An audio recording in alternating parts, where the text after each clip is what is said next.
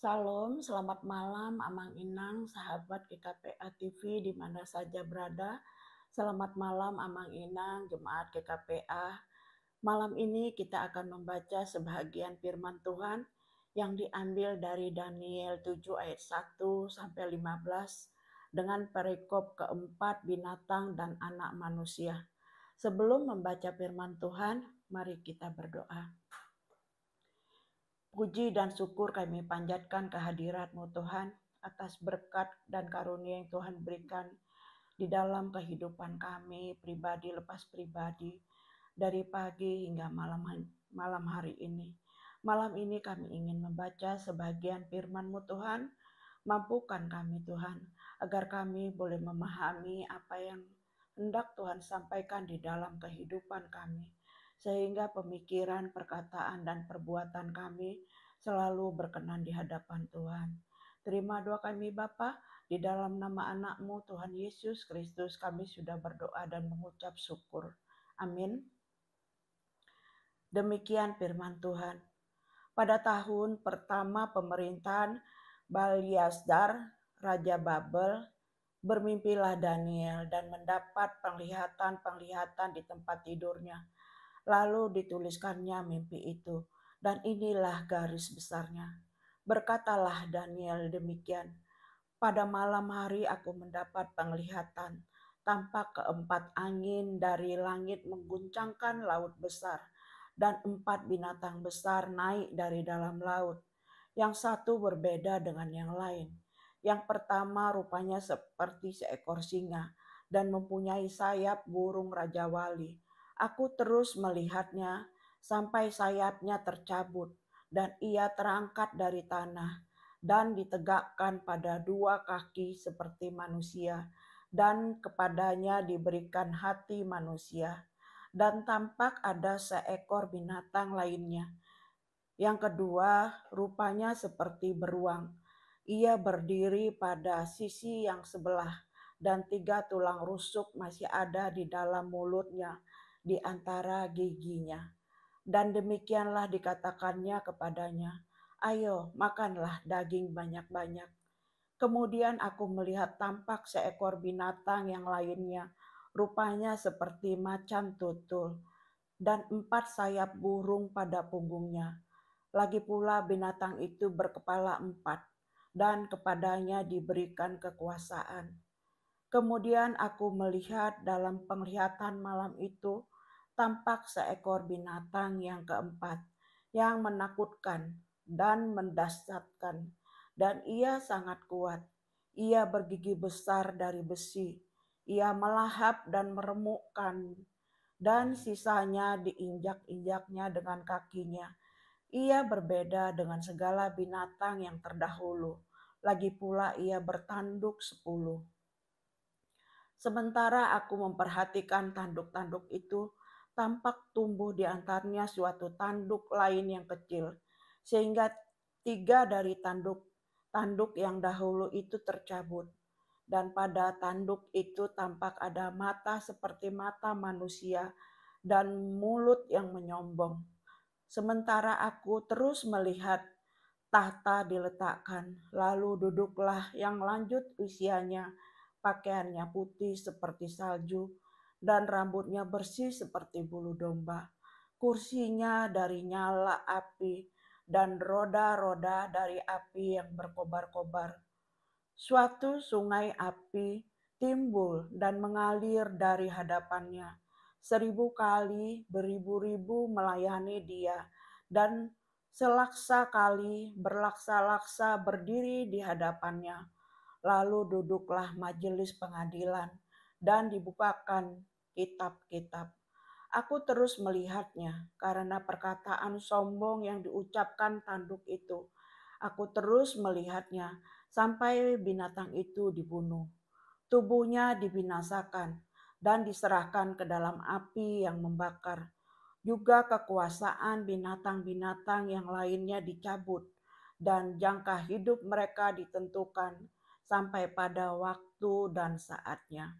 Aku terus melihat dalam penglihatan malam itu, tampak datang dengan awan-awan dari langit, seorang seperti anak manusia. Datanglah ia kepada yang lanjut usia itu, dan ia dibawa ke hadapannya. Lalu diberikan kepadanya kekuasaan dan kemuliaan dan kekuasaan sebagai raja. Maka orang-orang dari segala bangsa, suku bangsa, dan bahasa mengabdi kepadanya. Kekuasaannya ialah kekuasaan yang kekal, yang tidak akan lenyap, dan kerajaan ialah kerajaan yang tidak akan musnah. Maka aku, Daniel, terharu karena hal itu, dan penglihatan-penglihatan yang kulihat itu menggelisahkan. Amin. Demikian firman Tuhan Bapak Ibu. Dari ayat tersebut kita akan membeli judul keabadian milik Tuhan. Setelah Raja Nabukadnezar meninggal, memiliki arti penting bagi bangsa Israel. Sebab nubuat tentang kerajaan abadi yang akan didirikan oleh Allah secara bertahap akan tercapai. Karena itu, pada separuh kitab Daniel, tulisannya bersifat apokalips atau wahyu. Isinya adalah tentang berbagai penglihatan yang diterima Daniel.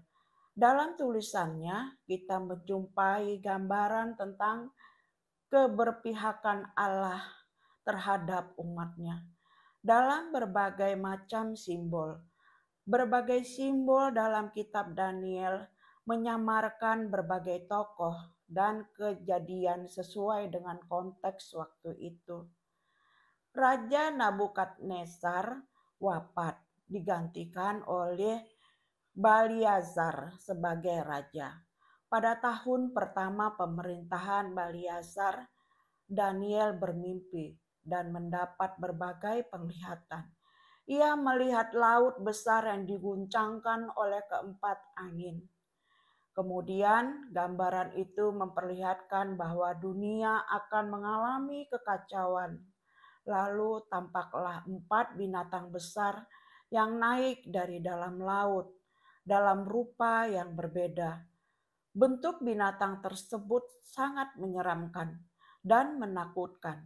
Perilaku mereka ganas dan kejam.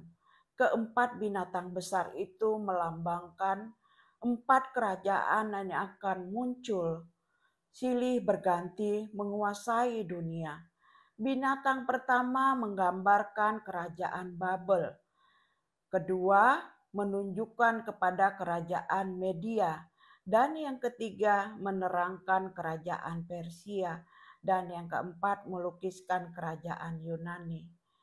Daniel juga melihat bahwa tahta tersebut diletakkan dan diduduki oleh yang lanjut usianya dengan pakaian putih seperti salju.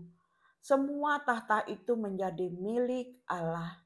Semua kerajaan yang tadinya diperebutkan dan saling membunuh untuk mendapatkannya akan dihukum oleh Allah.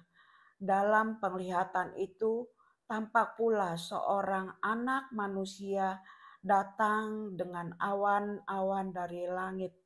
Allah menganugerahkan kerajaan dan kekuasaan abadi kepada anaknya, yaitu Kristus. Dunia selalu mengalami perubahan dan menuju kehancuran. Hanya Allah yang abadi dan tidak berubah. Mereka yang percaya kepada Kristus tidak akan mengalami kebinasaan di dalam hidupnya, melainkan kehidupan abadi dan kekal sampai selama-lamanya. Oleh sebab itu, saudaraku, apapun yang terjadi di dalam kehidupan kita di dunia ini, tetaplah setia dan berserah kepada Tuhan kita Yesus Kristus. Yakinlah Tuhan akan memberikan kehidupan kekal setelah kematian. Tubuh kita boleh hancur, tetapi roh dan jiwa kita pergi bersama-sama dengan Tuhan. Amin. Demikian firman Tuhan, Amang Inang. Di dalam kehidupan kita memang harus mengalami segala macam penderitaan, pencobaan. Tetapi apabila kita setia dengan mengandalkan Tuhan di dalam kehidupan kita, maka semua akan dapat terselesaikan sesuai dengan kehendak Tuhan. Dan di kehidupan yang akan datang, kita akan memperoleh kehidupan abadi bersama-sama dengan Tuhan. Amin. Mari kita berdoa. Kembali kami mengucap syukur kepadamu Tuhan. Kami telah membaca sebagian firman-Mu.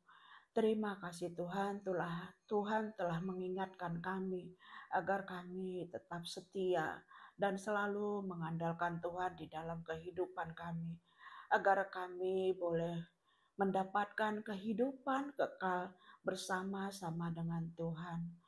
Tuhan Yesus, sebentar malam kami akan beristirahat. Lindungi kami Tuhan di dalam tidur kami, jauhkan kami dari mara bahaya. Biarlah kami boleh bangun besok pagi dalam keadaan tubuh jiwa yang sehat dan penuh dengan sukacita, agar kami dapat melanjutkan segala aktivitas kami. Terima doa kami Bapa, di dalam nama anak-Mu Tuhan Yesus Kristus, kami sudah berdoa dan mengucap syukur. Amin. Shalom, selamat malam Amang Inang, Horas.